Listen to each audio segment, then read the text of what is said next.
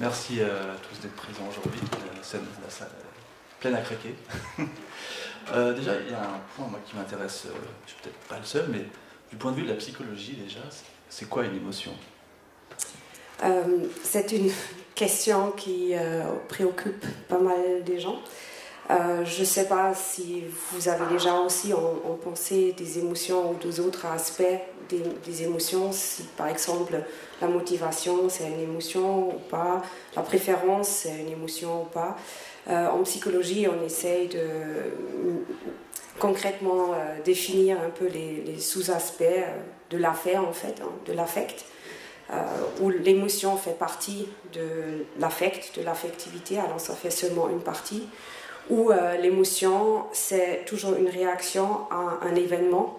Alors on contraste d'être dans un état un peu bas ou un peu dépressif, disons, ou un peu très excité pendant quelques jours. Ça, c'est pas nécessairement une émotion. L'émotion a toujours un événement qui déclenche une réaction au niveau des pensées, mais aussi des réactions physiologiques. Si vous pensez qu'à un moment vous avez peur, vous commencez de transpirer par exemple, vous remarquez que le cœur commence de battre beaucoup plus vite que normalement, et là vous avez une réaction sur quelque chose qui a déclenché cette réaction. Finalement, est-ce qu'on peut dire qu'on a des émotions de façon ponctuelle, des états, ou est-ce qu'on est finalement traversé d'émotions en permanence? C'est une question, oui. Alors je pense qu'il y a définitivement aussi des situations où on a l'impression c'est neutre, mais ça veut dire peut-être aussi dans un état de satisfaction ou d'être bien balancé, où il n'y a rien spécifique dans son environnement qui déclenche une réaction émotionnelle. Aussi quand vous êtes concentré sur quelque chose et vous ne prenez pas nécessairement note de votre environnement, voilà, là vous êtes non plus dans une nécessité d'avoir des réactions émotionnelles. J'ai l'impression que la recherche s'intéresse de plus en plus aux émotions. Il y a même un nom pour ça, les sciences affectives. Oui, à Genève, ouais, le CESIA. Entre autres. Comment expliquer cet intérêt depuis quelques années pour les émotions? C'est en psychologie cognitive où moi je fais partie. Alors on essaye de comprendre les mécanismes qui expliquent comment on fonctionne aussi par rapport de ces cognitions. Alors ça faisait encore dans les années 1940, 50, 60 où l'émotion on a considéré comme quelque chose beaucoup plus primitif, alors que c'est quelque chose qu'il faut régler, qu'il faut contrôler, que c'est aussi quelque chose lié au cerveau d'humain qui fait partie du cerveau plutôt animal.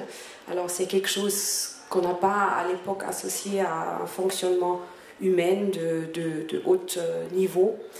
Et je me rappelle que quand j'étais encore en neuropsychologie à l'université, hôpital universitaire à Zurich, que là, ma superviseuse, alors en clinique, elle m'a dit, elle était à l'époque la première qui a voulu faire une habilitation, alors suite à son doctorat, sur les émotions, alors avec les lésions dans le cerveau et comment ça pourrait changer l'état émotionnel des gens. Et à l'époque, la personne plus senior à elle a trouvé que c'est pas quelque chose qui est vraiment intéressant à étudier.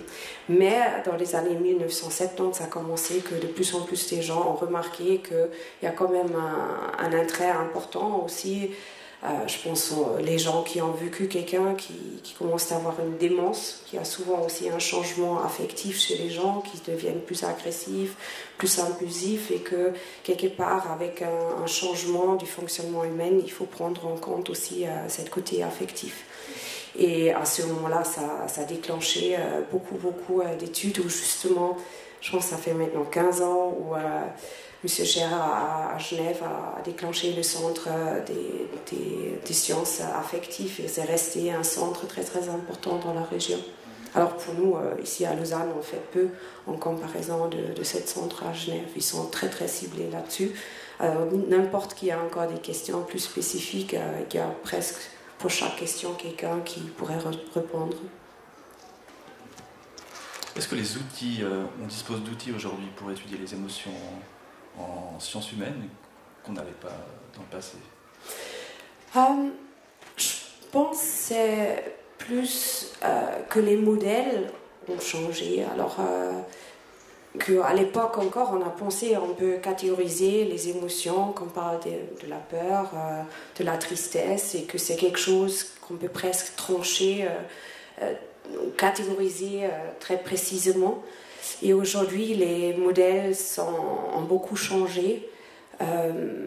On parle plutôt des dimensions, d'être en faveur de quelque chose et fortement, ou penser aussi de la valence, ou de l'excitation, l'éveil. Alors est-ce que c'est quelque chose qui fait plutôt tranquille, comme la tristesse par exemple? Là on a un éveil qui n'est pas très, très augmenté, on est beaucoup plus sur un niveau bas, aussi au niveau de la physiologie du corps. Et aussi une autre dimension, est-ce que vous avez l'impression, vous avez la puissance de réagir? Je pense par exemple, bon exemple, c'est la jalousie. C'est quelque chose qui peut être très excitant au niveau physique, peut être très négatif, mais finalement on a un sentiment de puissance assez bas parce que voilà, on ne sait pas vraiment quoi faire. Au niveau de la colère, on a beaucoup plus une volonté d'agir. Alors là, on a plus un sentiment de puissance important. Justement, quand vous parlez de la couleur, pourquoi vous avez dirigé vos travaux vers cette thématique? Pourquoi explorer le lien entre l'émotion? Alors, si peut-être aussi après il y a des interventions de votre part, si je demanderais maintenant vos avions, vos opinions des couleurs et de quelle façon vous pensez ça a un impact sur vous dans votre quotidien, dans votre fonctionnement. Je m'imagine que beaucoup d'entre vous ont des opinions et certains peut-être aussi des opinions assez fortes. Qu'est-ce que ça veut dire pour votre vie? Et j'ai remarqué ça fait quelques années, qu'en fait, oui, il y a vraiment des opinions fortes. Il y a des entreprises aussi qui font des publications sur leur site, alors des entreprises des teintes. Par exemple, qu'est-ce que ça fait si vous allez mettre une teinte de telle ou telle couleur dans votre espace intérieur, dans les chambres pour coucher ou pour travailler, et que ça pourrait avoir un impact sur votre fonctionnement psychologique. Et là, je me dis, est-ce que c'est vraiment vrai? Est-ce qu'il y a des études là-dessus? Et je l'ai fait aussi parce qu'avant, j'ai étudié quelque chose un peu similaire aussi, où il y a des opinions fortes, comme par exemple les odeurs qui pourraient déclencher des mémoires très vieux, très dans l'enfance ou autre chose. Voilà, Marcel Proust, l'effet de Madeleine. Et c'était aussi quelque chose où tout le monde a pensé, tout le monde, que beaucoup dans les médias, on a pu lire ou écouter que voilà, il y a cet effet. Marcel Proust l'a décrit, mais seulement parce que Marcel Proust a décrit cet effet, ça ne le fait pas réel ou qu'il existe vraiment. Et là, je regardais un peu, est-ce que ce lien, il existe vraiment? Et voilà, les odeurs sont forts, mais ils ne sont pas plus forts que, par exemple, la vision, ce qu'on a trouvé à l'époque. Pour ça, j'étais assez intriguée par cette question des couleurs et émotions, de me dire, mais est-ce qu'il y a vraiment un lien? Et s'il y a un lien, c'est important de le communiquer aussi au public plus large. Et si ce n'est pas le cas, c'est aussi quelque chose d'important de discuter au public plus large, parce que si on commence à aller dans un magasin, si c'est Rombar, si c'est Obi, on est en face de toute cette palette des couleurs qu'on pourrait choisir. Est-ce que ça a vraiment un impact, ou est-ce que finalement c'est bien égal et le mieux c'est justement de choisir les couleurs qu'on aime bien? Et quelles sont les émotions, les bouquets d'émotions qu'on attribue aux couleurs respectives? Le jaune par exemple. Ouais, alors je ne sais pas, vous avez une idée avec la jaune? Est-ce que vous faites des associations avec une émotion si vous pensez du jaune? C'est le rayonnement. C'est le? Je dirais plutôt la joie, mais aussi un peu de la jalousie. Ok, ouais, la joie et aussi la jalousie. Il y a beaucoup aussi au niveau métaphorique, il y a beaucoup de liens avec la jaune et la jalousie en fait aussi à partir de plusieurs pays et des cultures. Mais aussi si on donne plusieurs émotions par choix aux gens, la jaune arrive très très souvent. Alors c'est une association qui est souvent produite et elle est forte aussi, elle est très positive. Il y a seulement la jalousie, il n'y a presque pas du tout des associations qui sont négatives. Mais même quand il y a cette association, il faut se poser la question aussi, est-ce que ça veut dire que vous êtes vraiment plus joyeux si vous êtes dans une chambre qui est jaune? Et c'est important à penser parce que si on demande les gens quelles sont les couleurs que vous préférez le plus, ou quelles sont les couleurs que vous préférez pas du tout, on a aussi observé que la jaune est la couleur est pas du tout aimée, alors pas du tout préférée. Et si maintenant je vous donne ces informations, d'un côté, voilà, la jaune est bien associée avec la joie, mais en même temps, la jaune est aussi une couleur qui n'est pas du tout préférée. Et maintenant, vous allez aller au Hornbach ou oui. Vous allez faire quoi? Vous allez aller avec les préférences ou vous allez aller avec le lien avec la joie et vous pensez que c'est bien pour vous. Alors vous vous forcez même que vous n'aimez pas du tout la jaune. Vous dites, alors quand même, parce qu'il y a l'association avec la jaune, alors c'est peut-être une bonne chose. Alors je vais vivre maintenant dans une chambre jaune, même que vous êtes complètement dégoûté par la couleur. Alors ça, justement, pour donner un petit exemple, un autre exemple, quand je vois la bouteille, là, il y a aussi une association avec le pink. Alors, même chose, on demande les gens, alors de quelle façon vous associez le pink avec une émotion, et quelle est l'émotion? C'est beaucoup le plaisir. Je vais aussi demander la personne qui fait toutes ces études, parce que ce n'est pas moi qui est dans le laboratoire. Donc, il y a autres émotions que plaisir? Amusement. Amour, amusement. Alors, une couleur très, très, très positive. On ne trouve pas des associations négatives, mais de nouveau, quand on demande les gens quelle couleur ils préfèrent le plus et le moins, le pink n'est pas du tout une couleur préférée. Et de nouveau, vous avez une opposition qui est très très forte. Et là, on a le challenge de se dire, mais s'il faut vraiment pour son environnement intérieur ou extérieur, les habits ou autre chose, choisir une couleur, qu'est-ce que vous allez faire? Et de nouveau, seulement parce que c'est l'amour, l'association ou le plaisir, est-ce que vous pensez vraiment que vous êtes beaucoup plus amusé ou que vous vous sentiez beaucoup plus plaisante si vous regardez sur le pink? La probabilité quand même est limite. Parce que sinon, on serait vraiment dans un baignoire des émotions très différentes, parce qu'on a des couleurs qui changent chaque quelques secondes autour de nous quand on regarde autour de soi-même. Je pense aussi au bleu qui est omniprésent dans notre environnement. J'ai noté par exemple que Facebook, Twitter, Skype, pour citer que, utilisent une symbolique bleue. Et il se trouve que le bleu, puis l'ère gothique, est associé au spirituel, au mental, à l'intellect. Est-ce que là, les réseaux sociaux qui utilisent ce bleu pensent pouvoir agir comme ça sur... alors, ça m'a aussi frappé parce que Telegram, encore une autre, hein, c'est juste les logos sont beaucoup en bleu. WhatsApp, autres sont en vert. Mais pour être honnête, il y a aussi un bouquin sur l'histoire des couleurs et les associations avec les émotions. On trouve d'évidence pour tous. Alors, en anglais, on dit on sent le bleu, qu'on est triste, mais de l'autre côté, c'est n'importe. Alors, vraiment, au niveau globalement, c'est une couleur qui est beaucoup aimée. Alors, si on demande des enfants, des adultes, de choisir les couleurs qu'ils aiment le plus, le bleu arrive souvent pour les deux genres d'être une couleur que les gens aiment bien. Alors, quelque part, si ça fait triste, pourquoi on voudrait choisir et aimer une couleur qui fait les gens tristes? Mais je pense que ça fait quelque chose on fait la distinction dans les couleurs entre les couleurs plutôt chaleureuses et plutôt calmes et froides. Alors le bleu, le vert, et de l'autre côté les couleurs chaleureuses comme le rouge, l'orange, le pink.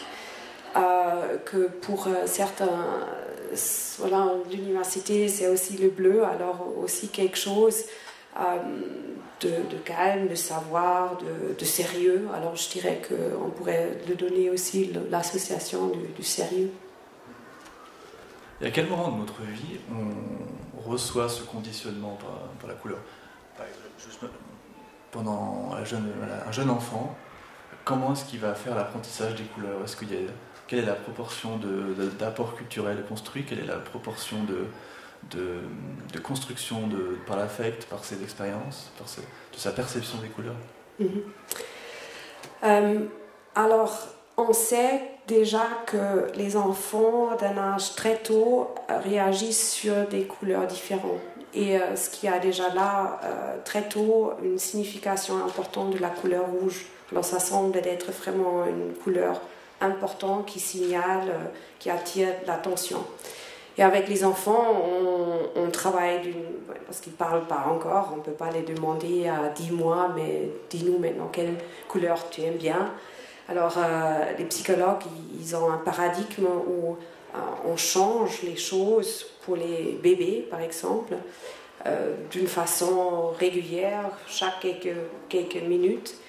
Et les enfants, quand on leur montre quelque chose de nouveau, ils regardent plus longtemps. Alors, ce que les chercheurs mesurent, c'est le temps qu'un enfant ou un bébé regarde quelque chose. Ça, on peut quelque part mesurer l'intérêt ou aussi l'importance des choses qui sont présentées au bébé. Après, comme on sait, alors chaque maman, chaque grand-maman, chaque tante, tout le monde sait, on essaye d'acheter dans un magasin quelque chose pour un enfant qui n'est pas pink pour les filles et bleu pour les garçons. Peut-être aussi encore pour les garçons, on trouve un rouge très saturé, très foncé. Mais pour les filles, c'est vraiment difficile de trouver autre chose que pink. Alors maintenant, est-ce que c'est vraiment parce que c'est forcé sur eux ou c'est parce qu'ils sont vraiment attirés par ça? Je pense que dans notre culture actuelle, on pourrait vraiment dire voilà, il n'y a pas vraiment un autre choix. Alors il y a une période dans la vie des jeunes filles où il y a une attraction vers le pink. Mais on sait aussi que culturel ou dans les autres cultures, ce n'est pas nécessairement le pink qui est présenté. Et dans l'histoire, il y a eu aussi une période où le pink était pour les garçons et le bleu était pour les filles. Alors il y a certainement une influence qui vient aussi de la culture. Mais on a fait aussi, avec Domitil, une étude où on a essayé de voir à quel moment, par exemple, les enfants commencent d'arrêter d'aimer le pink, parce que, de nouveau, chacun qui a travaillé ou qui a des enfants, qui connaît bien les enfants, savent à un moment ça s'arrête avec cette obsession avec le pink. Et on sait aussi que les garçons n'ont jamais aimé le pink. Et on sait autour d'environ 10 ans, 8, 10, 12 ans, les filles aussi arrêtent, ils n'ont plus vraiment une préférence pour le pink. Et en fait, c'est très similaire des hommes. Les hommes aiment bien, déjà comme jeunes personnes, garçons aiment bien le bleu, ils aiment bien aussi le vert et aussi le rouge. Et important, les filles aiment également beaucoup le bleu que les garçons, mais aussi le rouge. Alors le pink n'apparaît plus.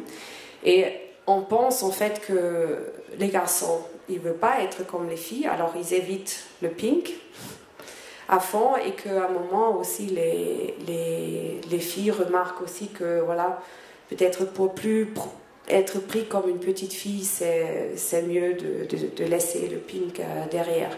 Alors ça, un peu des hypothèses actuellement qu'on a par rapport de pourquoi les filles arrêtent d'aimer le pink, mais on pense vraiment qu'il y a aussi ce stéréotype de petite fille un peu faible joue un rôle important. Justement, est-ce que c'est le fait d'être étiqueté d'une couleur en fonction de son genre, est-ce que ça a une influence sur le long terme? Le fait de baigner en tant que garçon, baigner dans une chambre, des jouets bleus, pour une fille, des jouets qui sont rouges. Oui, alors on pense un peu que le stéréotype joue un rôle, c'est tout un peu encore un autre base de données, mais on est en train aussi d'analyser et d'écrire un rapport sur des réponses que les gens ont données sur Twitter. Alors, je pense que c'était millions, voilà, des grands chiffres des Twitter où c'était analysé de quelle façon, dans les messages, d'un côté, les mots de couleur sont utilisés, et de l'autre côté aussi des mots de genre, alors plutôt masculin et féminin, positif et négatif. Et là, alors si on fait ça sur une figure, on voit qu'une nonne, c'est quoi une nonne religieuse, féminin, qui a... Une nonne, ok. Alors une nonne est clairement très féminin, on ne pense pas à des choses masculines, et le pink arrive sur le même niveau, au niveau de la fémininité, plutôt positif. Et en fait aussi le rouge, on observe que c'est assez masculine en fait, positif mais aussi masculine. Alors le rouge donne aussi l'association de quelque chose de pouvoir et de masculinité. Alors on pense que quand même on peut communiquer pas mal des choses, et on sait aussi d'une autre étude, alors pas du tout fait par nous, mais que par exemple si les femmes sont prêtes à entrer des contacts sexuels dans d'autres pages ou applications d'internet, ils portent plutôt aussi des vêtements rouges. C'est considéré de plus être ouverte à une rencontre sexuelle. D'ailleurs, la symbolique des logos justement de sites de rencontres ou d'applis de rencontres, elle est assez intéressante, j'imagine, au niveau des couleurs, au niveau des messages que ça peut faire passer. Certains qui sont beaucoup plus dévoués aux relations extra-conjugales ou aux aventures d'un soir, j'ai l'impression qu'elles sont beaucoup plus sur le rose, sur le rouge, d'autres sur des teintes. Ouais, je pense, si on pense déjà, je me rappelle, j'étais une fois à une rencontre où il y a eu des gens qui sont plutôt venus des entreprises corporate, alors où il y a beaucoup d'argent, et voilà. Et moi, je pense que je suis en train d'entrer un enterrement parce que chacun était dans des costumes noirs. Voilà, et dans la recherche ou à l'université, il n'y a pas ces préjugés ou il n'y a pas ces attentes de devoir arriver avec un costume de bleu foncé ou de noir. Et moi, je suis arrivée comme dans mon quotidien, et c'était très bizarre de entrer cette monde parce que c'était un costume de leur vie professionnelle, et voilà, c'est la manière qu'on est sérieux, et voilà, qu'on est dans les bureaux. Je me rappelle aussi de Londres, voilà, autour des quartiers où il y a tous les banques et tout ça, voilà, on voit le noir, on voit les costards. C'est une communication aussi. Et au-delà des codes, est-ce qu'au fond, une couleur rouge, une couleur bleue peuvent avoir immédiatement un effet sur nous? Par exemple, si je regarde le panneau derrière moi, qui est immensément bleu, est-ce que ça aura une influence sur moi, d'après les travaux que vous avez menés? On n'est pas encore là pour faire ces études, mais on voudrait, alors spontanément, on pense pas nécessairement que ça fait un grand effet. Je ne sais pas si quelqu'un de vous a déjà entendu de ces pièces en pink dans les prisons ou dans les stations de police. C'était dans les années 70 que quelqu'un est venu qui a parlé d'une certaine couleur de pink qui était censée de réduire l'agression chez les gens, alors chez les prisonniers ou les gens, voilà, qui sont dans les stations de police. Et entre-temps, on a fait des nouvelles études et c'était montré que c'est pas du tout le cas. Alors on n'a pas pu montré l'effet plusieurs fois avec des études bien contrôlées. Mais quand même, il y a un grand nombre des pièces en pink en Suisse aussi. C'est ce qui nous a assez amusé parce que voilà, il y a soudainement un message qui est transmis dans les médias ou voilà une étude qui a été montrée. Après, voilà, on réagit là-dessus, on pense que c'est une bonne chose. Et après, on n'intègre plus nécessairement les études qui suivent après, qui montrent, voilà, on n'a pas pu montrer encore de nouveau l'effet.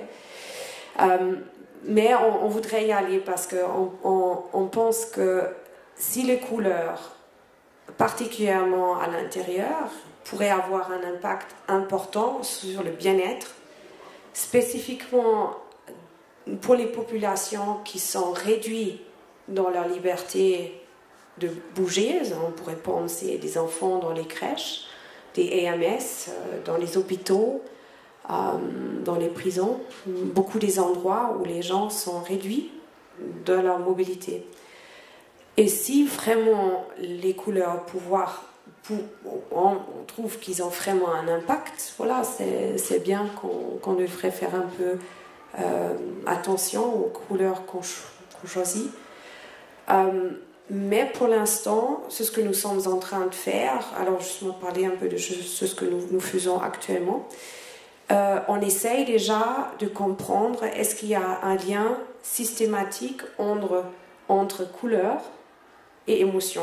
Alors, beaucoup de gens en Suisse, mais beaucoup d'autres pays, de nouveau aussi amenés par Domizile, on a plus de 50-55 pays où les gens répondent online sur des questions entre émotions et couleurs. Alors on a 12 couleurs et on a 20 émotions et on essaye de comprendre, mais déjà, est-ce que n'importe où dans le monde, les gens font des associations qui sont comparables, si c'est ici, si c'est en Chine, c'est en Islande, Norvège, on a quelqu'un en Nigeria, on a en Égypte, on a en Saudi-Arabie, Thaïlande, on a Colombie, Mexique, on a beaucoup de pays de voir, mais est-ce que c'est beaucoup déterminé de l'endroit où on habite? Est-ce qu'il fait chaud? Est-ce que c'est très vert? Est-ce que c'est différent dans le désert?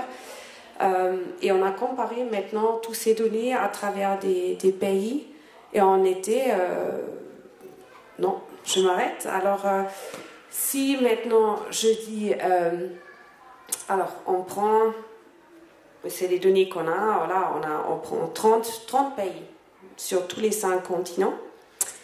Et on compare la manière comment les couleurs et les émotions... Alors, couleur comme mot, c'était écrit rouge ou vert ou blanc. Comment les gens associent alors les couleurs avec les émotions à travers des 30 pays. Et on dirait que 0%, ça veut dire que chaque pays est complètement différent de l'autre, jusqu'à 100% où on pourrait dire que les pays sont complètement les mêmes. Ça veut dire dans chaque pays, ils ont la même manière d'associer couleurs et émotions. Quand je vous pose cette question, quelles sont vos réactions spontanées? Qu'est-ce que vous pensez sont les pourcentages? Vous êtes très attentif avec l'écriture, vous avez une idée? Ça dépend quel 30 pays déjà, je pense. Sont vous pouvez tous vous imaginer, de Iran, Saudi-Arabie, Géorgie, Russie, Chine, Japonais, des pays en Europe, en Afrique, Amérique du Sud, on a vraiment bien distribué. 75, vous avez une idée? Vous pensez moins? 45%? Et puis à l'intérieur des pays, ça me gêne aussi? Là, on n'a pas pu mesurer parce que c'est la prochaine chose. On voudrait plutôt savoir où, mais disons, on prend un peu moyenne d'un pays. Estimation? 100%, c'est la même chose? Ils sont tous égaux. Moi, je pense que C'est moins 50? Moi, je pense 50-50.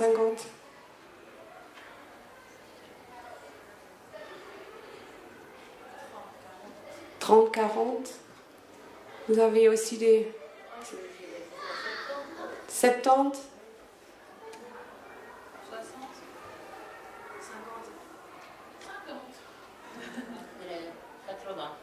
80. Ok. Alors, on a clairement en dessous de 50 jusqu'à 70, c'était le plus haut. Alors, vous êtes complètement dans les estimations qu'on obtient tout le temps, n'importe où on sent. On est avec des gens tout venant, on a déjà posé les mêmes questions aux chercheurs en vision, on a perception, qui sont très, très convaincus que perception est important. Mais aussi les gens en langue qui pensent que beaucoup est déterminé en fait avec notre système sémantique, comment on représente nos connaissances au niveau des mots. Et voilà. Et il faut dire, nous aussi, on a pensé plutôt un peu autour de 60%, parce que voilà, on a déjà commencé avec l'Allemagne, le grec et la Chine. Et on a pensé avec la Chine qui a le rouge pour les mariages, et le rouge et le blanc pour les enterrements, et voilà, complètement différent au niveau des significations, des couleurs. Et après, on a obtenu des valeurs beaucoup plus hautes. Alors, on était très stupéfaits, je veux dire, on était très, très surpris. Les pays qui sont les plus différents, en fait, c'est autour des Géorgie et Azerbaïdjan, autour de là, et je pense l'Égypte aussi. Et les valeurs, en fait, les plus augmentées, et beaucoup de pays sont autour de 85 à 90%. Alors, une similarité qui nous a extrêmement frappés, ça veut dire n'importe où dans le monde, en moyenne, il y a quand même une manière d'associer les couleurs avec les émotions d'une façon très semblable. La seule chose qu'on a encore regardé après aussi, est-ce que quand même, parce qu'il y a beaucoup de similarités aussi en Europe, en soi on a trouvé énormément beaucoup de similarités, on a quand même encore aussi comparé les pays qui sont des voisins et aussi qui partagent les mêmes langues. Alors en Suisse, on a une grande partie qui sont de la Romandie. On a comparé avec la France, par exemple. Et aussi avec l'Angleterre. Avec l'anglais, on a pu comparer le Nigeria avec Nouvelle-Zélande, Australie, la Grande-Bretagne et l'Amérique. Alors quand même des endroits très différents. Et on a trouvé que ça joue un rôle. Alors ça donne encore un peu une similarité, encore un peu plus importante. Mais ça ajoute quelque chose. Alors, en général, il y a vraiment la similarité de ces associations qui est énorme. Ça nous a tellement surpris qu'on pense actuellement un peu, justement, on fait beaucoup de réflexions autour de ce sujet. Est-ce que c'est un peu notre environnement qui est quand même très comparable? Nous sommes tous par terre, on a de l'eau, on a des plantes, on a un ciel, on a un soleil. Alors n'importe où dans le monde, on retrouve un peu les mêmes choses, n'importe quel pays et quelle culture, et que quelque part ça devrait quand même être important de influencer comment on fait ces liens entre couleurs et émotions. Au niveau de trouver peut-être des couleurs qui ont un impact n'importe où dans le monde, c'est assez promettant. Mais on va commencer maintenant de faire la même chose en montrant en fait les couleurs maintenant. Parce que voilà, on voudrait savoir de quelle façon c'est nécessaire de voir les couleurs, ou est-ce que ça suffit de se représenter les couleurs. Qu'est-ce qui se passe quand je m'imagine un rouge, je lis le mot rouge, qu'est-ce que je vais m'imaginer? Je pense un peu aussi des études qu'on a, une grande partie des gens vont s'imaginer un peu un rouge typique d'une tomate qui est bien mûre.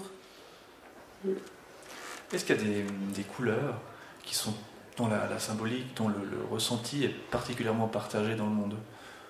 Vous parliez du rouge, est-ce que on constate que voilà, tout autour du globe, on va lui attribuer les mêmes émotions, ou est-ce qu'il y a certaines autres couleurs où on va dire voilà, c'est peut-être un petit peu moins, probant? Alors rouge est la couleur la plus étudiée, on a le plus des études là-dessus.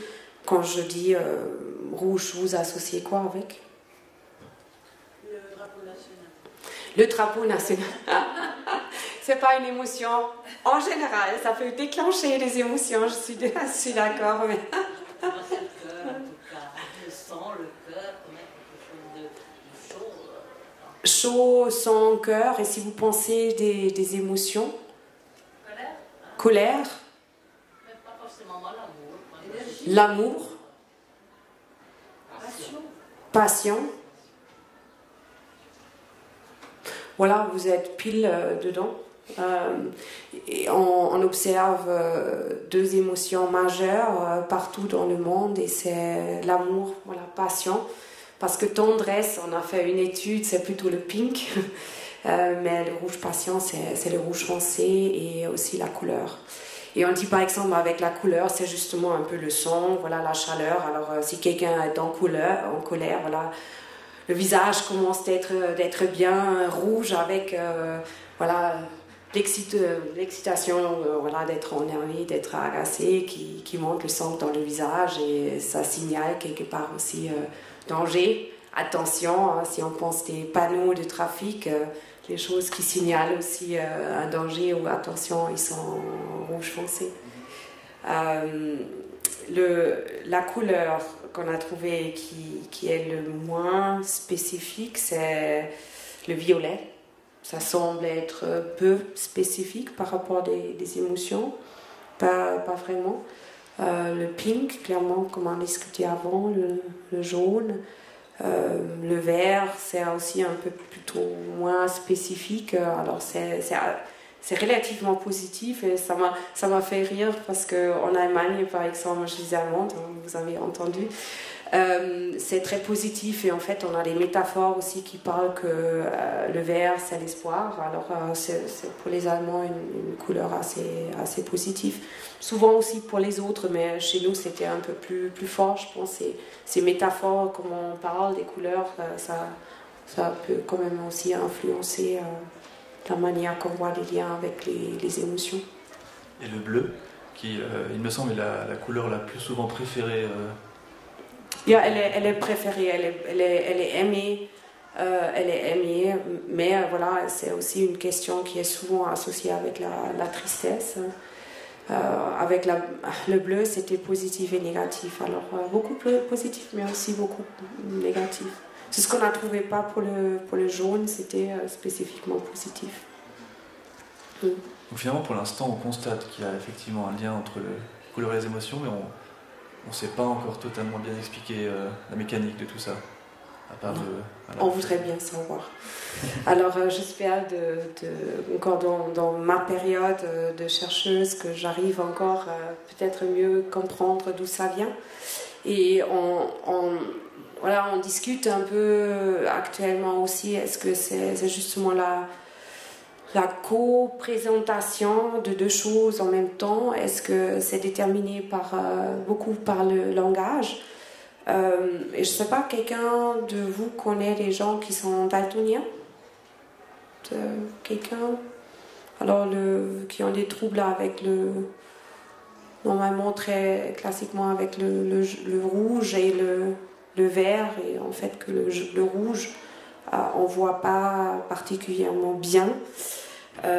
Et on a actuellement fait des études pour voir de quelle façon la perception est importante. Est-ce qu'il faut vraiment voir les couleurs pour avoir des associations avec des émotions, ou est-ce que c'est appris par des métaphores? Je ne sais pas, en français, il y a aussi, qu'est-ce qu'on dit, la rage rouge ou quelque chose comme ça? Yeah. rouge de colère, voilà, est-ce que... Vert de rage aussi. Ok, ouais. Et à ce moment-là, est-ce que ça détermine comment on pense les couleurs? Parce que c'est donné par langage, on apprend déjà comme enfance, et voilà, les générations passent aussi ces connaissances d'une génération à la prochaine. Et si on regarde maintenant, on a commencé d'analyser les données des daltoniens.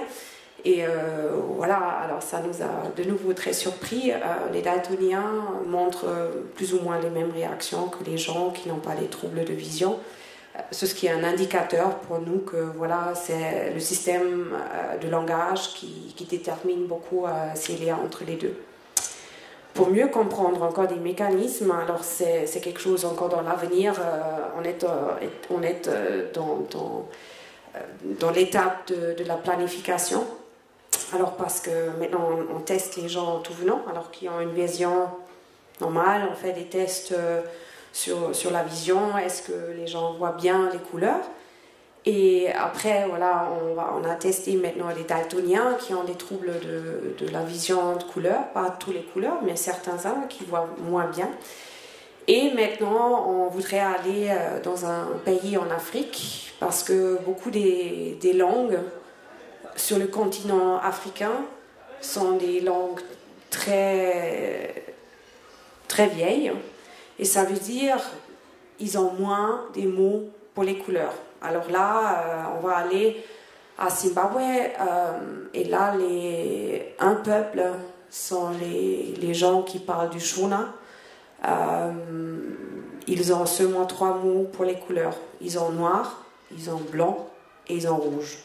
Ils n'ont pas du tout les autres mots pour les couleurs.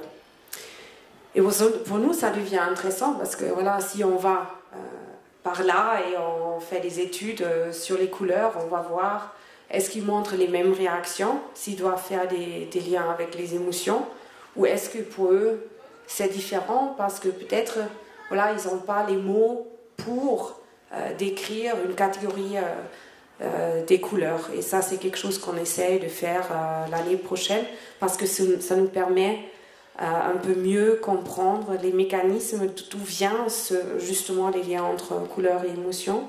Est-ce que voilà, le langage est le médiateur, ou voilà, le porteur le plus important pour créer ces liens-là? Et ce qui me semble, au Moyen-Âge, par exemple, le rose n'était pas appelé rose, c'était une des déclinaisons du rouge. Là, vous dépassez mes connaissances, mais peut-être vous savez ou d'autres personnes le savent. Alors, je suis très contente d'apprendre des autres domaines. Voilà, vous êtes de votre études, vous avez lu ça? Oui, ça m'avait assez surpris. Ouais. C'est vrai qu'il y a des parfois. Alors justement, comme je voulais vous poser la question, on parlait de couleur, mais en termes de luminosité, j'imagine que ça a un impact aussi, que ce soit foncé, que ce soit délavé. Alors lumineuse, vous pourrez vous imaginer, le plus lumineuse, le plus positif. Alors le plus sombre, le plus saturé, voilà, c'est le plus négatif. Alors et c'est intéressant, voilà, que au niveau aussi de l'anthropologie et tout ça. Et en fait, j'étais l'année dernière sur une conférence et on va avoir une à Genève aussi. Dans les vieils textes antiques romains et grecs, il s'intéresse aussi au lien des couleurs parce que par exemple Homère, dans ses poèmes, il a pas du tout utilisé les couleurs et ça surprit les gens parce qu'il était tellement, bon, je lis pas ses textes, on est clair alors, mais qu'il était très explicite de décrire la nature avec tout, alors mouvement, contraste, mais il n'a pas utilisé des mots, des couleurs, qu'il y a certains gens qui ont dit peut-être à l'époque encore, quand il a écrit Homère, Iliade et autres, que en fait tout le monde était daltonien. Alors c'était une hypothèse qui était mise à l'avant, c'était révisé, mais ça donnait beaucoup d'idées par rapport de cette création des mots pour des choses qu'on a dans son environnement. Et c'est pour ça on dit aujourd'hui aussi le plus ancien les langues, les moins de mots ils ont pour les couleurs.